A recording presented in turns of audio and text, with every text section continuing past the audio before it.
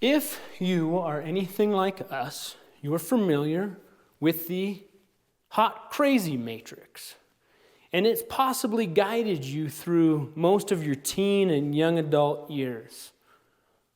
We think that the same logic of the hot crazy matrix can and should be applied to vehicles, which is why we've developed the cool cost matrix. On the bottom, you have your cool axis, which is, of course, measured on a scale of 0 to 11, as defined by Spinal Tap. And on the right, on your cost axis, it is 4 through 10. Because as we all know, there's not a vehicle that you would consider to be cool that costs you nothing. In the middle, we have your cool cost line. As a general rule, anything that is below a 5 on the cool scale, we do not drive. This is your no drive zone. We do not purchase, own, participate, anything to do with these vehicles. This is going to be your Camrys, Corollas, Outbacks, Jettas. Life is better this way. Generally speaking, anything that is solely a means of transportation, we don't own. Above a 5 and about to an 8 on the cool axis, but below the cost line is what we consider the fun zone. This is going to be anything 49 cc's and below, anything that's front wheel drive, your C5 Corvette, Miatas. You can drive these vehicles and you'll have a blast. But ultimately, you want to move on from the fun zone because you have a depreciating asset. These vehicles will not go up in value as time passes. And you're going to lose money in a lot of goofy ways throughout life. But ultimately, one of the reasons we developed this chart was so that hopefully you can minimize your losses on your vehicles. We should also clarify at this point that this is not a static chart.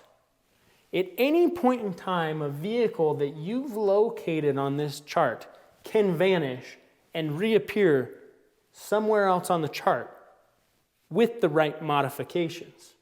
For instance, a minivan would be clearly in the no drive zone. But if you take a Honda Odyssey and bag it, throw some BBSs on it, you pretty quickly have a vehicle that's in the fun zone. Moving on. Anything that is above the cost line is what we would consider the danger zone. This is going to be your SEMA trucks, any mass-produced exotic like the Ferrari California. In this zone, women are not only going to question your masculinity, but they will also question your decision-making paradigm. And possibly, worst of all, you're going to own a vehicle that you think is really cool, but no one else does. Not even your mom.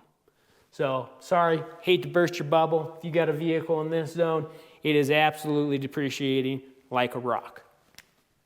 This area over here, that's around about a 7 on the cost axis, and above an 8 on the cool axis is the driver zone. These are going to be vehicles that are an absolute blast to drive and own, but only time will tell if they're going to appreciate. This will be things like hot hatchbacks, base model V8 muscle cars, some newer, interesting, fun, niche SUVs. You can stay there indefinitely, but there's absolutely no guarantees that you will make money or not lose an astronomical amount of money on these vehicles.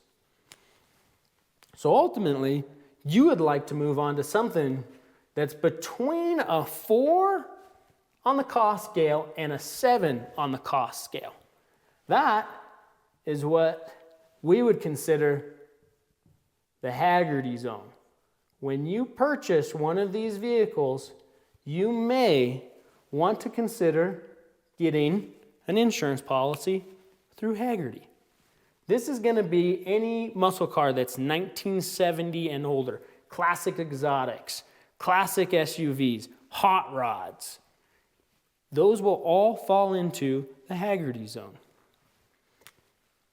Below a 4 on the cost scale and above an 8 on the cool zone is a unicorn. These things do not exist. If you have a vehicle that you think is a unicorn, first of all, it's probably not a unicorn, but if you think you do, let us know, bring it to us, because we would love to start a company producing these vehicles. We'll probably go bust, like most other people, but we'd like to give it a swing. So I showed one of my friends this chart the other day, and he said, "Hey man, I got this car. It's crazy cool and fast, and it was really cheap. It was so cheap, the government actually paid me to buy it. They helped me buy it." I said, "Wait a minute. You got a car that you think is cool, even your girlfriend, that's so cool, even your girlfriend thinks it's cool, and someone paid you to own it?" He said, "Yeah, I like it a lot." I said, "You better be careful, man. I think you own an EV."